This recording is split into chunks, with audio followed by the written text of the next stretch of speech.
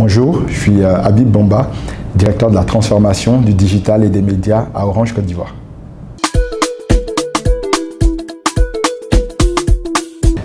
Je pense qu'au-delà des réseaux sociaux, il y a un monde d'opportunités et un monde nouveau qui s'ouvre en fait pour le secteur de la communication digitale. On a vu l'arrivée récente de nouveaux réseaux, de nouveaux canaux avec des TikTok, etc. qui sont en train un peu de bouleverser la donne. On a vu le développement également de tout ce qui est contenu vidéo qui est en train de changer le périmètre. Et je pense que justement les innovations en termes de données, en termes de capacités, en termes d'outils, vont vraiment impacter le monde de la communication digitale. On parle des agents conversationnels, notamment tout ce qui est chatbot et système d'échange. On parle également d'avancées de tout ce qui est réalité virtuelle, intelligence artificielle, réalité augmentée. Je pense que toutes ces innovations-là qui, grâce finalement au boost de la donnée, vont rentrer dans les mœurs et vont rentrer dans les usages et vont rentrer dans les plateformes, vont finalement impacter la manière dont finalement j'échange, la manière dont je communique, la manière dont je peux marketer un produit, un service en ligne. Et donc je pense que petit à petit, ces nouvelles opportunités, ces nouvelles capacités, ces nouveaux canaux vont finalement fortement impacter en fait le secteur de la communication digitale.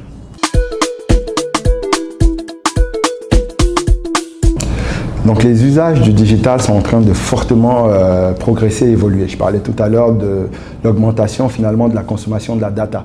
On le voit tout de suite, les clients, les usagers sont devenus beaucoup plus consommateurs de data. Sur les dernières années, on peut dire que ça a doublé, voire triplé. Aujourd'hui, on consomme beaucoup plus de vidéos, de streaming, de live, de contenu beaucoup plus lourd et avec des usages sur des canaux beaucoup plus multiples et beaucoup plus interactifs. Et ça, forcément, ça impacte finalement la manière dont nous aussi on doit proposer des services, la manière dont nous présentons nos applications notamment en termes d'expérience client, donc en termes de user experience, en termes de parcours qu'on propose. Aujourd'hui finalement on est obligé d'être sur des parcours beaucoup plus interactifs et beaucoup plus vivants. Je vais donner des exemples de services qu'on propose aujourd'hui. Par exemple, lorsque vous vouliez, il y a quelques années encore, avoir accès à des services, vous étiez dans un environnement USSD, vous étiez sur du dièse, etc. Et vous étiez 1, 2, 3 en termes de réponse. Aujourd'hui, nous sommes passés sur des applications, mais maintenant, on va beaucoup plus loin que sur de simples applications. Nous venons de lancer, par exemple, MyPlace sur Orange et Moi, qui est notre nouvel espace finalement pour avoir accès à des services et du contenu. Lorsque vous allez sur Orange et Moi, vous allez sur MyPlace, vous voyez tout de suite que vous êtes sur un environnement qui fait passer peut-être à Instagram. Vous avez des stories, vous avez le même contenu que vous pouvez acheter, des sonneries, etc. Mais avec des stories que vous pouvez partager, avec du contenu vidéo, avec du contenu beaucoup plus visuel, interactif. C'est la nouvelle manière finalement de consommer du contenu, inspiré des réseaux sociaux, et maintenant qu'on applique finalement à des usages courants auxquels tout le monde peut avoir accès. Et donc je pense que c'est un peu vers ça qu'on est en train d'aller finalement, où finalement les réseaux sociaux, où tout cet environnement-là, cette nouvelle manière de fonctionner, est en train de nous inspirer dans des environnements complètement différents. Je ne parlerai pas de rejet de consommateurs, je pense que nous sommes sur un sujet de conduite du changement. Aujourd'hui, en fait, l'un de nos focus principaux, c'est finalement d'accompagner les clients dans cette transformation. On parle de transformation digitale des entreprises, etc. Mais je pense que tout un chacun, on doit faire notre propre transformation digitale. On a l'impression finalement d'être porté vers la technologie parce que nous sommes sur les réseaux sociaux, parce que nous sommes sur notre téléphone, etc. Mais dans nos usages de tous les jours, on réalise que chacun d'entre nous, parce que là je parle même de tout le monde, a énormément de mal. Je vais vous donner un exemple. Si on prend nos services de base, j'ai parlé tout à l'heure de l'USSD, on peut parler des transactions financières. Vous devez faire un Orange Money demain, vous aurez le réflexe de dire tiens, je vais faire dièse 144. Là où nous avons une appli aujourd'hui, Orange Money, avec de la reconnaissance faciale, avec la possibilité de ne jamais se tromper de numéro puisque vous avez accès directement à votre répertoire, avec la possibilité d'avoir l'historique des dernières personnes à qui vous avez transféré des fonds, etc. Et donc des nouvelles applications qui fonctionnent très bien. Si vous devez payer une facture, vous avez l'historique de votre facture au lieu de rentrer de nouveau le numéro, vous cliquez, etc. Mais on voit que c'est difficile lorsque pendant 10 ans, vous êtes habitué finalement à accéder à un service d'une manière et qu'il faut changer. Ce n'est pas forcément parce que vous n'avez pas d'espace sur votre téléphone, vous faites du WhatsApp, vous faites d'autres applications, mais c'est juste que c'est un changement d'usage, c'est quelque chose qui prend souvent du temps. Et nous, aujourd'hui, c'est vraiment ce sujet d'adoption de nos canaux. Nous avons, sur ces dernières années, énormément travaillé sur des fonctionnalités. On s'est dit, on va être innovant, on va être digital, on va ramener de nouvelles fonctionnalités. Orange TV, Orange et moi, Orange Money et même plein de nouveaux espaces, des chatbots, je parlais tout à l'heure de MyPlace. Et donc toujours chaque mois, vous venez, vous avez de nouvelles fonctionnalités, de nouveaux outils, etc. Et derrière, on réalise que finalement, les clients aussi ont du mal à suivre. C'est vrai qu'ils sont digitaux, il y a des choses qui viennent tout de suite, mais il faut également les accompagner. Et c'est un gros processus. C'est pour ça que vous avez des challenges, des jeux, pas mal de choses pour emmener finalement le client vers ces canaux-là, parce qu'il y a beaucoup de choses qui arrivent et c'est une transformation des manières de faire, c'est une transformation d'usage quotidien que vous faites tous les jours. Vous avez l'habitude d'acheter des passes depuis 10-15 ans. À un moment donné, on allait à la cabine, après on a commencé à acheter des passes, e-transfert, etc. Et aujourd'hui, on vous dit qu'il faut une application et vous pouvez sans vous déplacer acheter vos passes depuis chez vous ou bien transférer de l'argent ou acheter vos services SVA, etc. depuis ces applications-là. Mais c'est nouveau, c'est un parcours différent, c'est une manière de faire différente. On se demande est-ce que ça va fonctionner, est-ce qu'il n'y aura pas d'erreur à la sécurité, la vitesse, etc. Mais on réalise que ceux qui le font 1, 2, 3 fois, après, ils ne retournent pas en arrière. Donc c'est vraiment le faire de franchir le pas.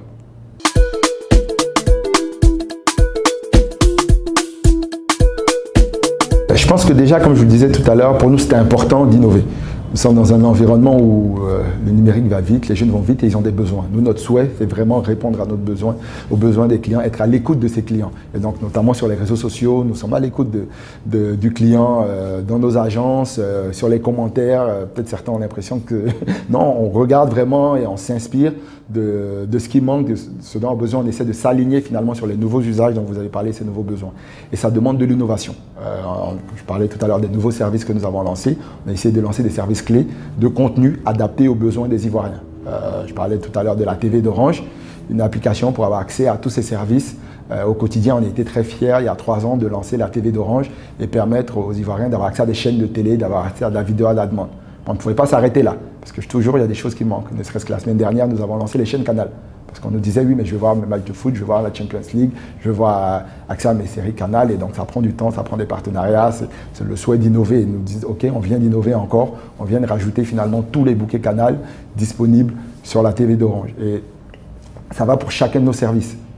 Je prenais l'exemple tout à l'heure d'Orange et moi. Notre application pour avoir accès au départ, c'est de dire vous avez besoin de vous renseigner sur votre crédit, vos infos, etc. Vous pouvez avoir accès à toutes les infos sur une appli. Après, on s'est dit oui, mais il faut pouvoir acheter du service. Il faut pouvoir finalement acheter des passes. Il faut avoir accès à toute une série d'informations. Il faut pouvoir commander des choses. Il faut pouvoir finalement voir mon annuaire en ligne. Il faut pouvoir, aujourd'hui, on se dit, mais tiens, les clients, ils disent, mais ici, la fibre arrive dans mon quartier, comment je fais pour savoir? Donc, il faut qu'on puisse me géolocaliser et savoir si je suis éligible, commander. Et tout ça, c'est des fonctionnalités qu'on rajoute. Donc, c'est important pour nous d'innover et de s'aligner à tout ce qui arrive. Et derrière, comme je vous disais tout à l'heure, comment le client y suit tout ça? Parce que ça fait beaucoup de choses qui arrivent dont il faut être informé et surtout des manières de faire des usages qui étaient traditionnels. Je veux quelque chose, j'appelle, je vais en agence, je fais la file, on dit non, vous pouvez prendre votre rendez-vous à distance de votre appli. Donc il y a beaucoup de communication et nous, pour nous déjà, cette communication est déjà digitale. Donc on va s'appuyer sur de la communication digitale, sur des réseaux, faire des push-in-app par exemple dans des applis avec des petits messages pour dire voilà les nouveaux services parce qu'on voit que les SMS et tout ça, ça fonctionne de moins en moins, les gens ne les lisent plus. Donc on est obligé de finalement d'aller vers ça, mais on est obligé aussi d'avoir des incitatifs. Il faut que la promesse sur le digital soit plus intéressante que la promesse classique. Vous verrez qu'il y a beaucoup de générosité sur Orange et moi, par exemple. Vous aurez des passes avec des bonus, vous aurez des mercredis gagnants, vous aurez des jours où finalement le même pass me donne plus d'avantages si je le prends sur le digital que sur un canal classique. On le fait parce qu'il faut un changement. Quand on veut amener des gens à faire quelque chose de nouveau, un peu comme sur des sites de e-commerce qui vous diraient vous avez une remise de 20% lorsque vous le prenez sur la boutique en ligne ou lorsque vous le prenez en agence. Pourquoi? Parce que vous avez l'habitude d'aller en magasin. Donc pour vous amener à changer, on est obligé d'être plus incitatif. Donc voilà, donc nous on va avoir des jeux, on va avoir des challenges, on va avoir des offres dédiées, des offres exclusives, certains services qui n'existent que sur le digital. On a même eu des passes dédiées qui n'existent que sur le digital parce que pour nous c'est important, ça va être un long process et c'est un peu frustrant parce que souvent on voit je regarde les commentaires, je vois des clients qui se plaignent, j'aimerais ceci, j'aimerais cela et je dis mais ça existe déjà. Vous savez même pas tout ça existe et donc on a envie de mettre tout ça dans la tête de tout le monde mais forcément c'est des choses qui vont prendre du temps. Donc oui, on met beaucoup d'efforts pour innover, mais au-delà de l'innovation, pour nous là maintenant on met beaucoup plus de focus sur l'adoption. Adopter ces nouveaux comportements, adopter ces nouveaux usages et donc en a foi, on pense que ça va évoluer.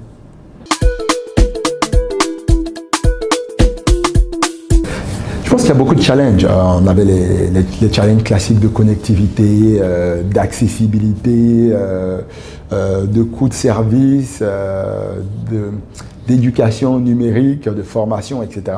Je pense qu'on a contribué énormément à faire passer les barrières les unes après les autres. Je pense que déjà la crise de la Covid a aidé en termes de sensibilisation. Je pense que tout le monde réalise aujourd'hui que le digital, nous ne sommes plus dans des buzzwords, nous ne sommes plus dans... C'est une question de survie. Et aujourd'hui, sur des sujets, je donnais l'exemple de la connectivité, aujourd'hui, sont sur des sujets sur lesquels nous avons particulièrement investi sur ces dernières années. Quand on pense souvent aux coûts, je pense qu'il est important aussi de regarder finalement tous les investissements qui ont été réalisés par des acteurs comme Orange pour donner l'accessibilité à tous. Aujourd'hui, nous avons plus de 92% des populations qui sont couvertes en 3G, plus de 56% couvertes en 4G.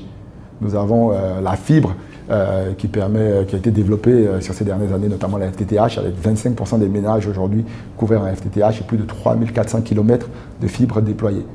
Et nous sortons maintenant d'Abidjan, au-delà de ces connectivités fibres, puisque nous avons lancé récemment à San Pedro, Bassam, Bouaké bientôt. Et donc tout ça, finalement, on se dit 3G, 4G, fibre, on pousse la connectivité, on pousse l'accessibilité. Derrière, comme je disais, il y a le sujet des contenus. Parce qu'on se dit c'est bien beau d'avoir des accès, mais il faut des contenus adaptés, des contenus locaux. L'un des gros succès du numérique en Afrique, c'est le mobile banking. Pourquoi? Parce que c'était une solution locale, adaptée. Nous avons des smartphones, nous avons des besoins, nous sommes très peu bancarisés. Nous avons trouvé notre solution à nous, là où ailleurs dans le monde, ils utilisent des cartes de crédit, etc. Et qui dit solution adaptée, dit vulgarisation. Nous avons plus de la moitié de la population qui est aujourd'hui en mobile banking, là où on n'en a même pas encore 20% bancarisés. Donc derrière, ça voudrait dire quoi? Orange a contribué là-dedans forcément avec justement ces nouveaux services, avec Orange Money, la banque qui vient d'être lancée récemment, etc. Et derrière, tout ça, ces nouveaux contenus, c'est également, je vous parlais tout à l'heure de TV d'Orange, je vous parlais, tout ce qui va permettre de pousser, d'avoir du contenu local. Et ensuite, il y a tout un écosystème qui doit se mettre en place derrière pour avoir des contenus. Et je parlais également tout à l'heure d'inclusion numérique, d'éducation numérique. Ça, c'est également, vous avez peut-être vu pas mal le hashtag récemment, opérateur digital engagé. Pour nous, c'est un élément important. Quand on parle d'inclusion numérique, c'est notre engagement en fait envers le numérique dans tout l'écosystème. Et c'est dans ce cadre-là que nous avons notamment lancé l'Orange Digital Center, avec d'une part l'Orange Digital Academy pour former les jeunes au métier du numérique, donc avec une école du numérique qui forme des centaines de jeunes à la blockchain, à l'intelligence artificielle, à l'IoT, sur toutes ces nouvelles technologies-là. Nous avons également l'Orange Fab, qui en fait partie, que vous connaissez sûrement très bien, qui accompagne finalement l'entrepreneuriat numérique local, avec l'Orange Digital Ventures pour des startups encore plus matures. L'idée ici, c'est d'identifier des champions nationaux sur des produits locaux avec qui nous pourrons, pourquoi pas, avoir des partenariats pour répondre aux besoins des populations. Nous avons lancé également des Fab Labs solidaires pour justement donner accès au plus grand nombre aux outils numériques. Nous avons lancé les maisons digitales un peu partout pour former les femmes au numérique. Donc tout un écosystème que nous mettons en place dans ce facteur pour justement répondre également à ces sujets d'inclusion numérique, parce que je parlais tout à l'heure d'adoption. On sort des problématiques classiques de connectivité, d'accès d'infrastructures dans lesquelles nous avons énormément investi, et on va maintenant beaucoup plus sur des usages. Et pour ces usages-là, il faut aussi que toute la population, qu'on ne met pas, qui reste au bord de la route. Et c'est vrai qu'aujourd'hui, on a des jeunes qui sont à fond sur le numérique, prêts avec nous sur les réseaux sociaux, à l'affût de nos innovations. Mais il y a également une grande partie de la population à accompagner, à emmener vers ça. Et puis des champions identifiés qui proposeront des services locaux dédiés ici.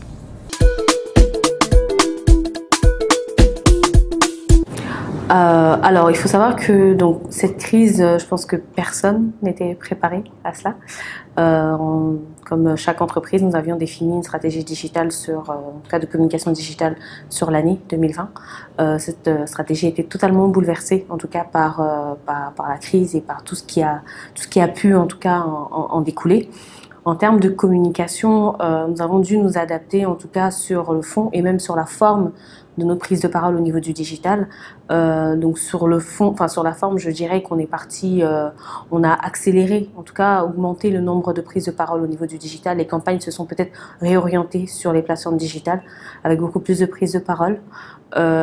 Sur le fond, je dirais que nous avons dû mettre en avant pousser, présenter en tout cas et partager auprès des clients l'essence même et l'engagement d'Orange auprès des populations, puisque c'était un message qui était important. On a également mis en place donc tout ce qui était prise de parole autour des actions sociales. Voilà, donc on a travaillé vraiment le fond de la communication en peut-être réorientant les priorités, en choisissant nos priorités au-delà du volet commercial qui est bien évidemment été important, mais on a voulu vraiment aller sur le volet institutionnel, le volet social qui nous semblait pertinent pendant cette période-là.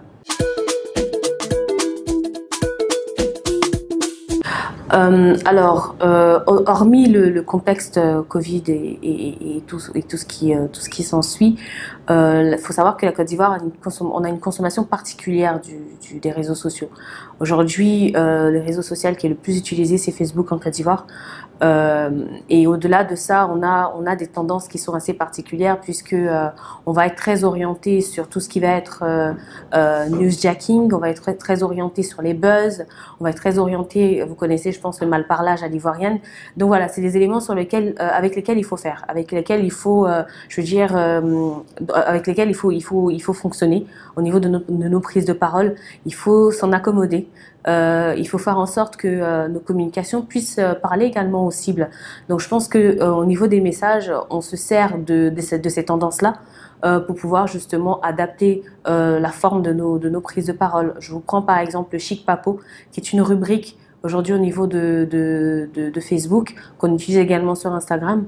Donc en gros, c'est une rubrique qui nous permet de, entre guillemets, casser les papos.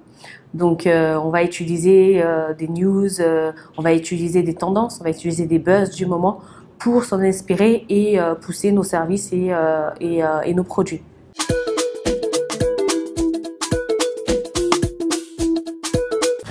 Ce qu'il faut savoir déjà, c'est que le Covid pour nous a été un accélérateur de tendance. Ça a été vraiment un boost de tendance. On a vu ressortir tout ce qui était live. On a vu les tendances vidéo ressortir de plus en plus, en tout cas fleurir un peu partout sur les plateformes, des webinaires et autres. Donc on a essayé de se servir de ces tendances-là, en tout cas pour pousser des communications et s'adapter en tout cas au moment, à la période. On a utilisé donc notamment la tendance des webinaires pour pouvoir justement parler des solutions qui sont proposées aux clients B2B. Donc avec des webinaires spécialement dédiés aux clients B2B. On a proposé également pendant cette période-là des lives, également avec des influenceurs ou des célébrités, pour justement rester proche des populations pendant cette période où on était en quasi auto-confinement. On a utilisé également donc voilà, des messages simples, des messages courts, des messages ludiques également, pour dédramatiser la situation, mais tout en restant sur la sensibilisation, qui pour nous était vachement importante, puisque c'était aussi le rôle d'une entreprise, d'une organisation comme Orange, de sensibiliser les populations sur la bonne conduite, sur l'hygiène, etc. Et voilà, donc tout ça en utilisant les tendances et les habitudes en tout cas de consommation des réseaux sociaux des Ivoiriens.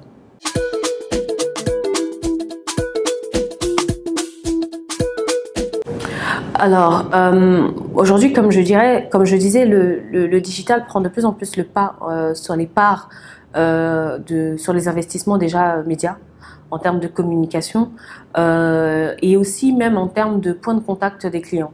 Aujourd'hui, au niveau de la communication digitale, nous avons une cellule qui s'appelle la Social Room, qui elle est spécialisée en tout cas dans tout ce qui va être écoute des clients, écoute du marché, des tendances, des requêtes clients également, donc les plaintes, etc. Donc on utilise beaucoup le digital non seulement pour communiquer, mais aussi dans l'interaction qu'on va avoir avec les clients et dans les retours également. Donc c'est vraiment sur la communication ascendante et descendante. Le budget en tout cas digital, de la communication digitale commence à prendre, à grossir de plus en plus. Mais au-delà de ça, même les prises de parole aujourd'hui au niveau du digital, on va être beaucoup sollicité sur l'ensemble des périmètres que touche Orange aujourd'hui, que ce soit au niveau des services, au niveau des offres, au niveau de la communication institutionnelle dont je parlais tout à l'heure, au niveau de la fondation, des actions sociales, au niveau du B2B, donc du volet business pur et dur. Donc voilà, on va vraiment être sollicité sur l'ensemble des périmètres et je pense que c'est ce qui va, ce qui justifie aujourd'hui donc une croissance en termes de budget d'investissement média digital et même au-delà de ça aussi en termes de prise de parole, donc une mutation aussi en termes de prise de parole puisqu'on va adapter nos langages, on va adapter les formats également. On va se spécialiser, on va faire de plus en plus de contenu vidéo, on va essayer d'aller plus sur des contenus en tout cas différenciants par rapport à ce que propose la concurrence également et par rapport à ce qu'on a l'habitude de voir. On va être également, je veux dire, sans cesse dans l'innovation, proposer des contenus innovants, des contenus décalés, tout ça dans le but de faire passer un message, dans le but de promouvoir les offres et les services, mais aussi de promouvoir l'image d'Orange qui est un opérateur digital engagé.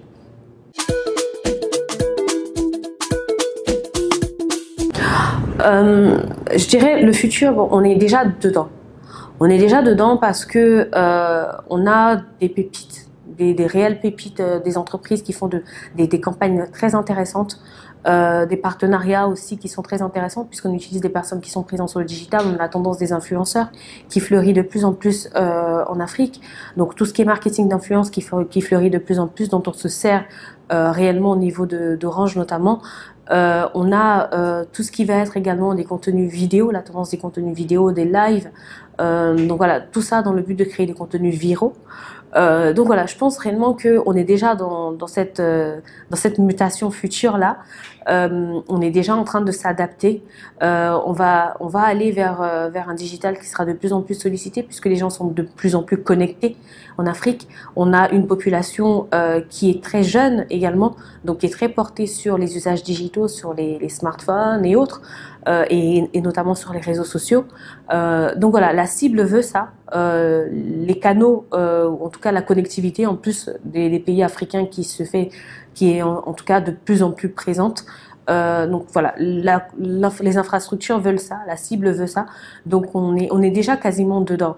Maintenant, c'est comment les entreprises arrivent à s'approprier ces nouvelles tendances-là, à s'approprier cet outil qui est le digital et qui est tellement vaste en termes de prise de parole, en termes d'usage. Je pense que c'est plutôt ça qui sera le challenge. Et comme je disais, Orange est un opérateur digital engagé. Donc l'essence même d'Orange est digitalement engagée. Donc on utilise ces plateformes-là vraiment dans l'ensemble de nos prises de parole et même dans la réflexion, même à la base de nos campagnes. C'est-à-dire quand on réfléchit à une campagne, dès le départ, on sait que sur le digital, voilà ce qu'on veut donner comme résultat. Et c'est ce qu'il faut, je pense, déjà commencer à implémenter de plus en plus dans nos habitudes. Et voilà, et on sait sur quel canal on veut être présent.